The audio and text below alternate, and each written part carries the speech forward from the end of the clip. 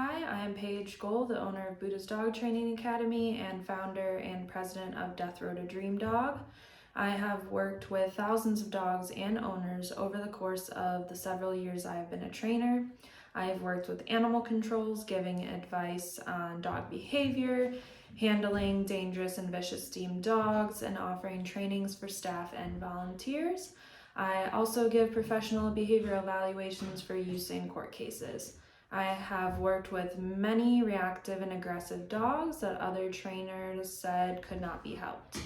I'm talking today about the truth of dog training and common tools used. So I'm a balanced trainer, and I'm just gonna say what balanced training is because a lot of people don't know what it means. So balanced training uses high value rewards and markers in the beginning stages of training and then introduces corrections once the dog generalizes a command to produce strong reliability of behavior. People often demonize balanced training because they do not understand it. They believe that it is punishment-based training, which is not correct. It is reward-based training with corrections when necessary. So why do we use corrections? I'm going to say a quote by Ed Frawley of Leerburg, who has been training dogs since 1960.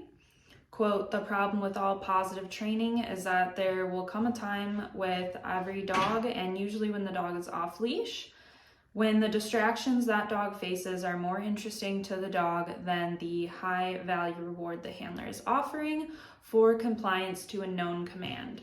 At that point in time, that dog needs to learn that there are consequences for not following directions from the handler. For me, the true art of dog training means being able to control my dog in a highly distracting environment. To accomplish that, the trainer needs to be able to produce a dog that understands and respects the consequences of not following a known command. The trainer who can do that and yet still have a strong bond with his dog is what I would call a great trainer," end quote. So not all dogs need corrections. There are some dogs out there that can be trained with an all positive method, and that is great. But that does not apply to every dog in every situation. A lot of positive only trainers use the phrase science-based training to try and prove that positive only training is best, but that is not what the science says. So even looking back on the science of the Skinner box and operant conditioning, the science says that punishment is an important part of changing behavior. Another quote is one by Roger Hild, who is one of Canada's top dog trainers and is a founding member of Canada's largest dog trainers association and has trained thousands of dogs over his 20 plus years of training. Quote, "Contrary to their claims, an aversive-free training approach is not as effective and takes considerably longer to reach any level of reliability, even close to what a balanced training approach can produce. In some instances, reliability cannot be realized using a positive-only approach, and some dogs will not be trainable at all until appropriate corrections are included." Dr. Ian Dunbar is someone who is highly regarded by purely positive trainers nowadays. But in the past, he discussed a study during a lecture in the 1990s about reliability of training with positive-only methods. This study found that reliability factor of behavior with positive-only methods can only be brought up to the low to mid 80%. He then went on to say when appropriately timed punishments were added, the reliability factor went up to 97%. So yes, when we are talking about reliability, the science shows that a balanced training method is more reliable. This purely positive training movement is killing dogs. There is a saying in the dog training world that purely positive trainers would rather have death over discomfort, meaning they would rather euthanize a dog that will not comply with positive-only training methods than use training tools. The proof of this is out there. For example, PETA, the People for Ethical Treatment of Animals, which is a hypocritical name, does not agree with crates or any sort of training tools, but is proud of the amount of dogs they euthanize. The American Kennel Club, the AKC, and the Virginia Veterinary Medical Association has taken action against PETA for their euthanasia rate. PETA is proud of their 99% killing rate and boasts that these animals are, quote, better off dead. At this point, I would not call this euthanasia, but rather murder. So now let's talk about training tools. There are so many opinions on what tools are good or bad. I'm just going to talk about what tools I use and the problems that I see with the other tools. To start out, every tool can be abused. They can be used to abuse animals, and it's not the tool, but rather the user of the tool. So let's start out talking about flat collars. These. So these can be a great tool when the dog is trained to not pull on it. This is what I transitioned my dogs to from a prong collar once they have been trained. Or if a dog is not a puller, this is a fine tool to use. If a dog is not trained and they pull hard on their flat collar, they can cause problems such as trachea collapse and damage to their vital and sensitive parts of their neck. Here is a picture showing a dog pulling on a collar and what parts of their neck can be damaged due to that. Head halters, gentle leaders, or halties. Many people believe that these are a good tool to use because horses use them. But let's be honest, horses and dogs are completely different animals with different anatomy. So head halters can do damage to the dog's sensitive snout. Here's a picture of the nerves in a dog's head. Now you can imagine the damage that can be done when a piece of rope or fabric is pulling on that for a period of time. Also, the way a dog's head is pulled to the side if it moves forward can cause damage and injury to the dog's neck and shoulders. Harnesses, depending on the type, are fine if the dog is trained not to pull.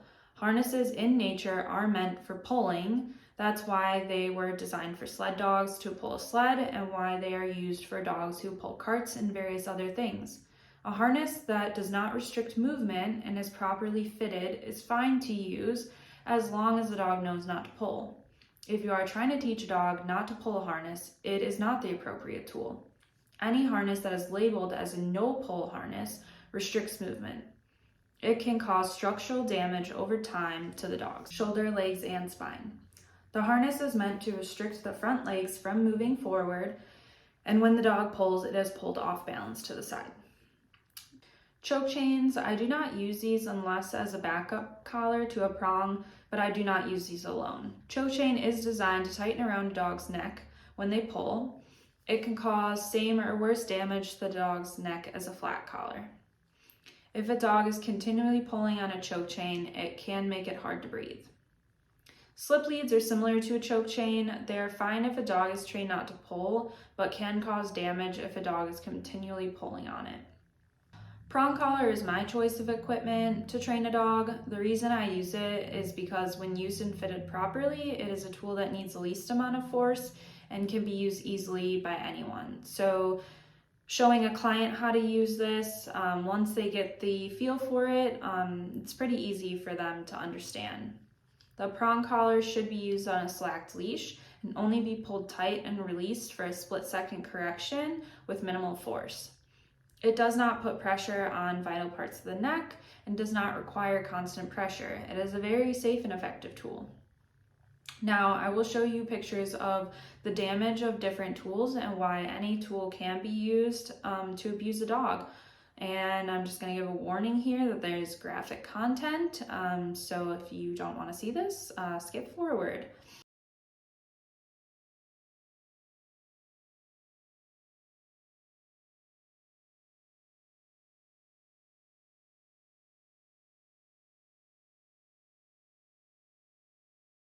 Now this photo is shown a lot to try and dissuade people from using prong collars and demonize people who do. The damage in this photo is not even from a prong collar. It is a photo of an abuse case where someone put a spike collar on the dog inside out to deliberately cause harm. A prong collar does not even have prongs on the top of it. All of this abuse is disgusting and it is hard to see, but shows that it is not the tool that causes the abuse, but the person behind the tool. Now, I just want to leave you with this. Whatever way you choose to train your dog is your choice. If your choice of training does not work, then be open to other options. If you are having trouble figuring out the best option of training, seek out a qualified trainer who is well-rounded. People who verbally attack experienced trainers for their choice of training tools or training methods are either inadequately educated on training techniques or are letting their emotions and the way they anthropomorphize dogs to get in the way of the real science behind training. I am not going to argue back and forth about dog training techniques. My methods are proven by the thousands of dogs I have worked with and the results that come from my method. Many of these dogs have been to other trainers that said there was no hope for them, and some were told to euthanize, and that was the only option. There are other dogs out there that should be euthanized for behavioral reasons, but they should not be euthanized prematurely just because other options were not considered. That is a big reason why I founded the Rescue Death Road to Dream Dog, was to give dogs a second chance when others have given up on them. Because my dogs are trained and their behavior is reliable, I take them out with me everywhere they can go. My dogs have so much freedom because of the training I've put into them. There are so many dogs out there who do not get to leave the house because they do not listen and they misbehave. My dogs live a life full of love, enrichment, and adventure because they were trained in a reliable, science-based approach, and they have clear black and white expectations of behavior. Thank you for watching, and I hope this gave some insight into dog training methods and training tools for people out there that just don't know. So I hope this helped. Thanks.